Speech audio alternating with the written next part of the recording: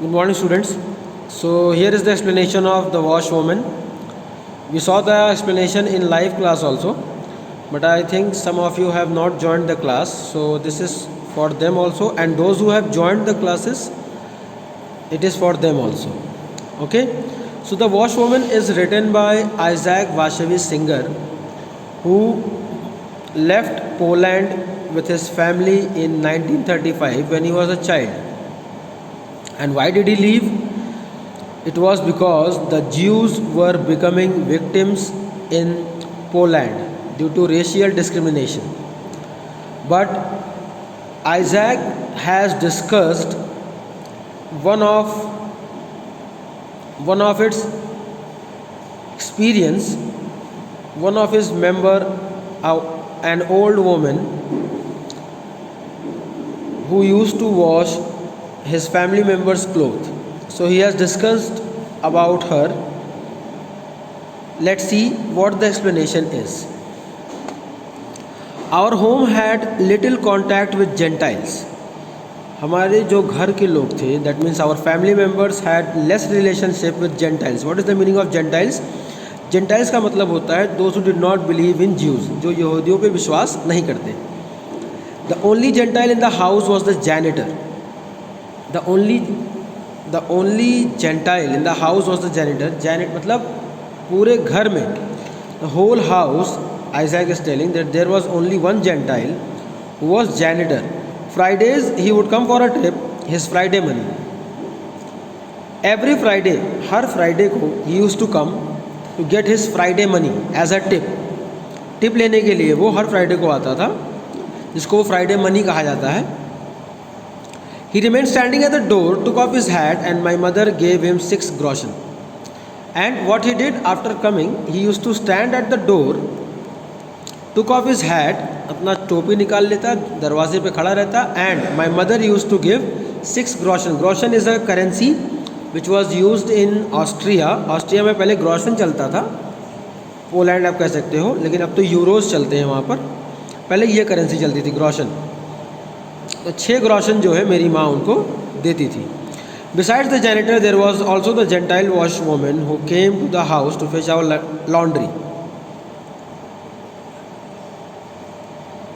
Janitor के अलावा एक जेंटाइल वॉशवूमन, जेंटाइल का मतलब मैंने बताया है कि जो यहूदियों पे विश्वास नहीं करते.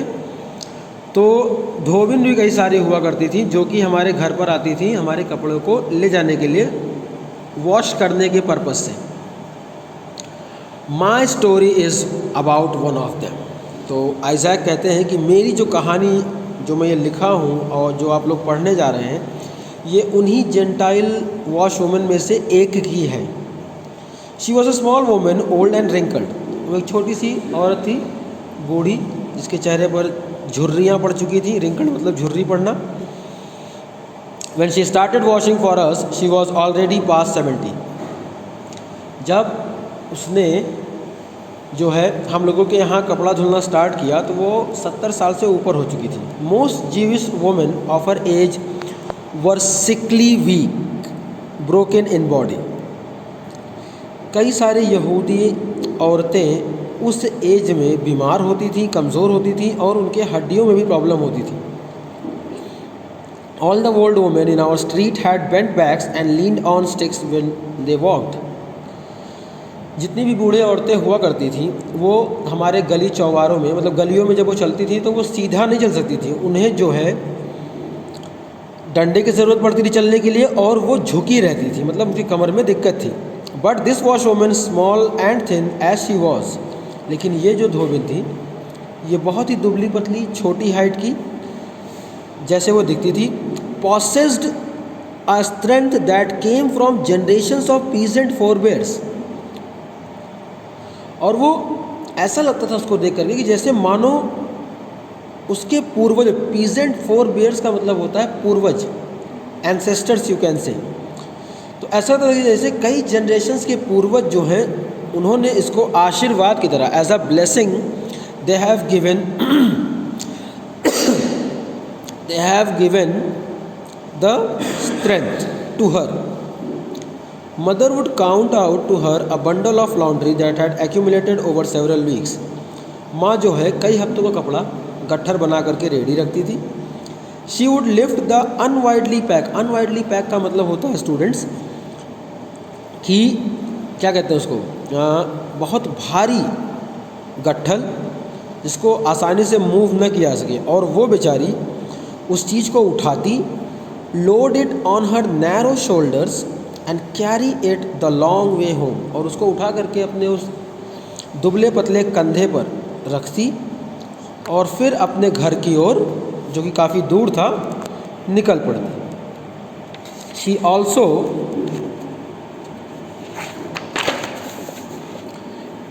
Lived on Krochmalna street but at the other end near वोला।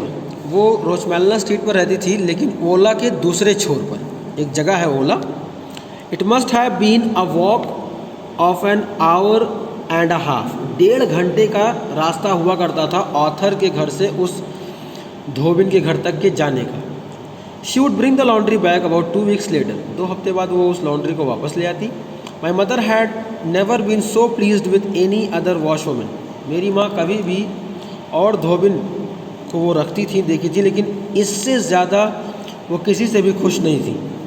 Every piece of linen sparkled like polished silver.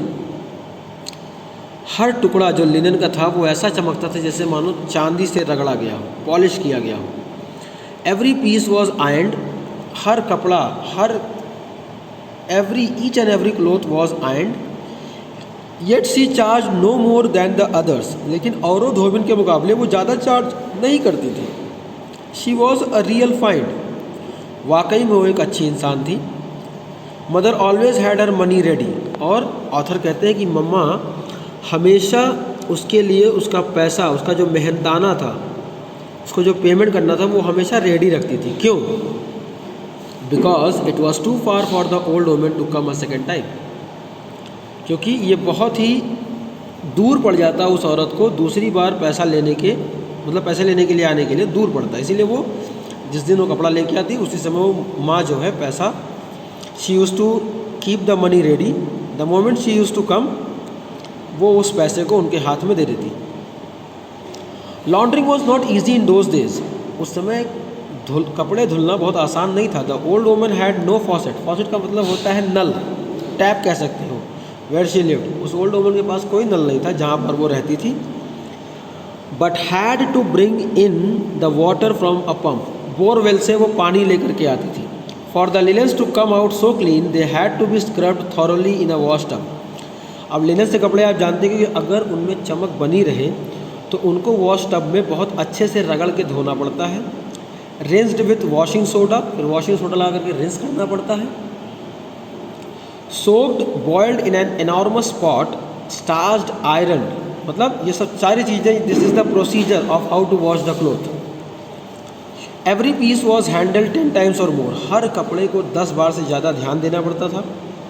And the drawing, और सुखाने का तरीका, it could not be done outside because thieves would steel the laundry. बाहर सुखाना तो impossible ही था क्योंकि चोर लोग रहते थे उस ज़माने में, तो वो कपड़े को ही चोरी कर ले जाते। The wrung out wash had to be carried up to the attic and hung on clothes lines. Attic मतलब आप एक कह सकते हो छज्जा टाइप जो हर घर में होता है। तो जो कपड़ा धुला हुआ होता था उसको ले जाकर के छज्जे के ऊपर जो एक लाइन बनी होती थी उस पर टांगा जाता था। In the winter it would become a brittle as glass and almost break when touched. लेकिन ठंडियों में बड़ी दिक्कत पड़ती थी। अगर उस चीज़ को वहाँ ले जाए तो वो सब चीज़ें एकदम जमी होती थी, अगर उसको छू लिया जाए तो टूटने का डर रहता था। इसीलिए उस समय भी कपड़ा सुखाना बहुत टफ था।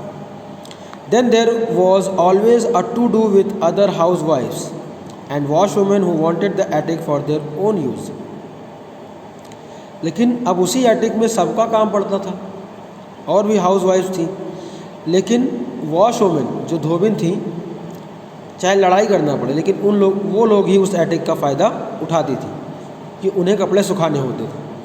Only God knew all she had to endure each time she did a wash. मतलब जब भी वो कपड़े धुलने बैठती सिर्फ भगवान ही जानता था कि कैसे उस कपड़े को धुल करके, सुखा करके, आयन करके वो किस तरह से रेडी करती। The old woman would have begged at the church or entered a home for the indigent aged. वो बूढ़ी औरत चाहती थी तो चर्च के बाहर बैठ करके भीख मांग सकती थी, या इंडिजेंट एज मतलब जहाँ पर बूढ़े लोगों को, वृद्धा आश्रम आप जानते हो, ओल्ड एज पीपल जहाँ रखे जाते हैं, वो वहाँ जा सकती थी। But there was in her a certain pride, लेकिन उसके अंदर एक स्वाभिमान था। सर्टन प्राइड का मतलब स्वाभिमान होना। And a love of labour with the gentiles have been blessed, और जो काम के प्रति उनका प्यार था, जिसके लिए जेंटाइल को ब्लेसिंग्स मिली हैं, वो उसके अंदर कूट कूट के भरा हुआ था। The old woman did not want to become a burden and thus she bore her burden. वो बूढ़ी औरत किसी पर बर्डन नहीं बनना चाहती थी, और वो स्वयं अपना भार स्वयं लेकर के चलती थी। Okay, so rest part I will be explaining in the second part. Thank you class, go through it, अच्छे से देखना एक्सप्लेनेशन को। अभी सेकेंड पार्ट में अपलोड करूँगा इसके तुरंत बाद। Okay, thank you class.